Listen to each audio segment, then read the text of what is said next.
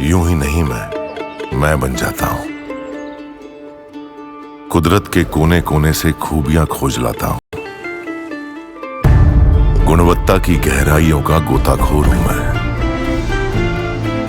यूं ही नहीं मैं रजनीगंधा बन जाता हूं। मतलब नो लेट नो डेट, सीधे रेड।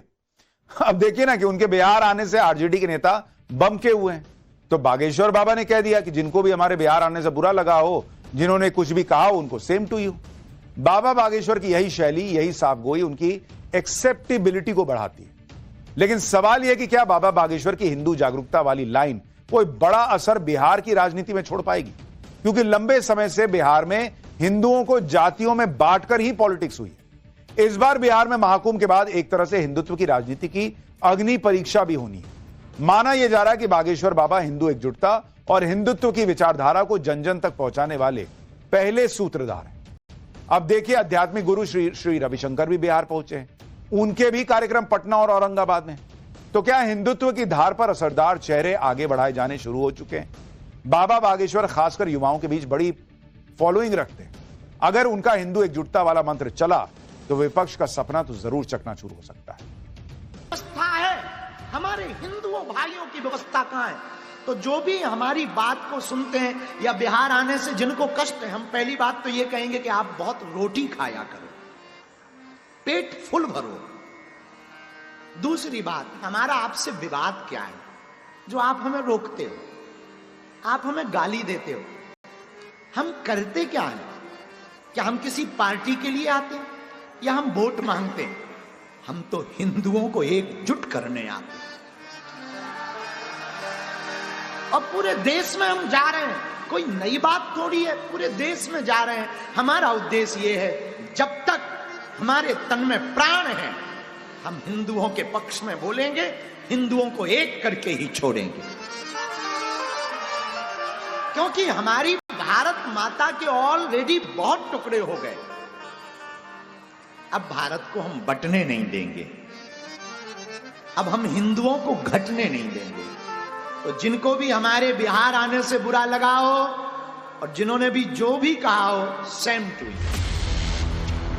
बाबा बागेश्वर का हिंदू एकजुटता मंत्र आरजेडी को परेशान इसलिए कर रहा है क्योंकि अभी तक अलग अलग जातियों में बांटी गई हिंदू आबादी 82% है बिहार में, जबकि मुस्लिम आबादी 17.70%, बौद्ध 0.08% हैं, जबकि जैन और सिख 0.01%।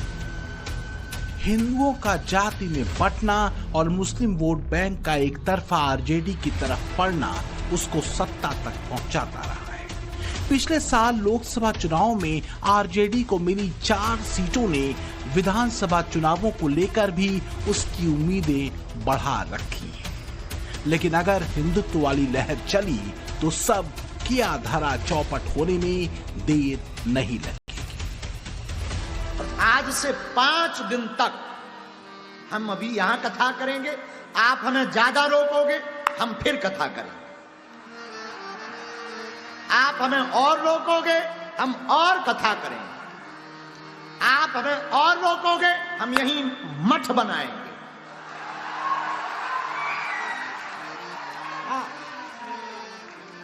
आप हमें फिर रोकोगे, हम यहां मकान बनाएंगे। और आप अगर हमें फिर रोकोगे, मरेंगे, तो फिर बिहार में जन्म लेंगे। लो बताओ। इसीलिए भैया हम हमेशा बोलते हैं, छेड़ोगे तो हम छोड़ेंगे नहीं। हम आपका बुरा, किसी का बुरा करने नहीं आए, हम कथा करने आए, अपने पागलों से मिलने आए। 5 दिन यहीं मिलेंगे और 5 दिन खूब झूम झूम के गीत गाएंगे। बाबा बागेश्वर के गाढ़े हिंदुत्व की लकीर वाले राष्ट्रवाद ने एक बड़ी हलचल तो जरूर मचाई है। अब ये चुनावी नजरिए से कितनी असरदार हो सकती है, इसे अभी तो नहीं कहा जा सकता। क्या हम किसी पार्टी के लिए आते हैं या हम वोट मांगते हैं? हम तो हिंदुओं को एकजुट करने आते हैं भैया, हम किसी पार्टी। हालांकि बात सिर्फ बाबा बागेश्वर की नहीं है।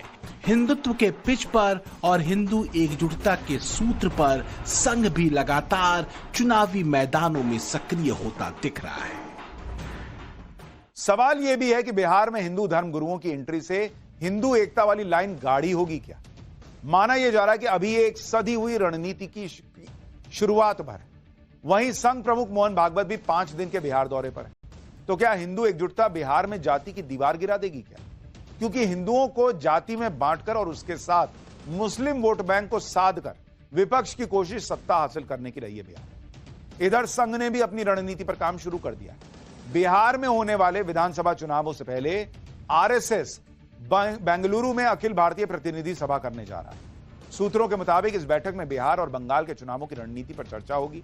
दरअसल हरियाणा के बाद महाराष्ट्र और फिर दिल्ली चुनावों में चली हिंदू एकजुटता की लहर को संघ किसी भी सूरत में कमजोर नहीं पड़ने देना चाहता। उसकी कोशिश हर हाल में विजय की गति को बनाए रखने की।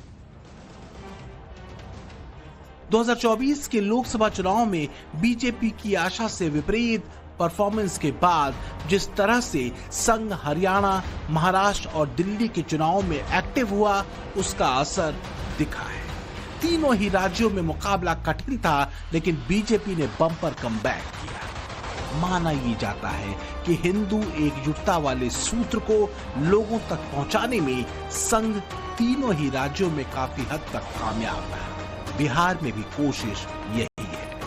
अगर बाबा बागेश्वर धर्म के सूत्र से बिहार में हिंदू जागरण में लगे हैं, तो मोहन भागवत सांस्कृतिक राष्ट्रवाद से लोगों को जोड़ने में जुटे हैं। अब ऐसा रास्ता दिखाने वाला भारतवर्ष खड़ा होना है, तो उस भारतवर्ष के बच्चे को पता चाहिए कि हमारा भारतवर्ष ऐसा है, हमने ऐसा तलम धागा निर्माण किया है, हमने ऐसा फौलाद बनाया है, हमने ऐसी खेती की है। आज भी वो कला हमारे पास है। महाराष्ट्र के विधानसभा चुनाव में सांस्कृतिक राष्ट्रवाद और हिंदू एकजुटता के सूत्र से संघ ने एक बड़ी लहर बनाई थी और इसका असर दिखा था। इसी लहर को बिहार में भी जारी रखने की कोशिश संघ की है। महाराष्ट्र में संघ के कार्यकर्ताओं की ओर से चुनाव में लोगों के साथ 50 से 70 हजार छोटी बैठकें की गई, जिसका मकसद था ज्यादा से ज्यादा लोगों के बीच अपनी पहुंच बढ़ाना, ताकि विचार स्पष्ट हो। संगठन इसे अपनी निरंतर लोक जागरण गतिविधि कहता है। संघ ने हरियाणा में भी ऐसा ही किया था, जहां 16,000 से ज्यादा छोटी बैठकें की गई थी, जिसका नतीजा सबने देखा। हालांकि बिहार की सियासी जमीन थोड़ी कॉम्प्लिकेटेड है। जाति की दीवारों की नींव गहरी डाली गई। समाजवाद के नाम पर खड़े किए गए आंदोलनों से निकले कई नेताओं ने जाति वाली राजनीति को ही और गाढ़ा किया। ये भी सच है कि 2005 के बाद से नीतीश कुमार ने अपनी सोशल इंजीनियरिंग के जरिए लालू यादव के M-22 समीकरण और मुस्लिम तुष्टीकरण वाले फॉर्मूले के सारे पेच ढीले कर दिए। इस बार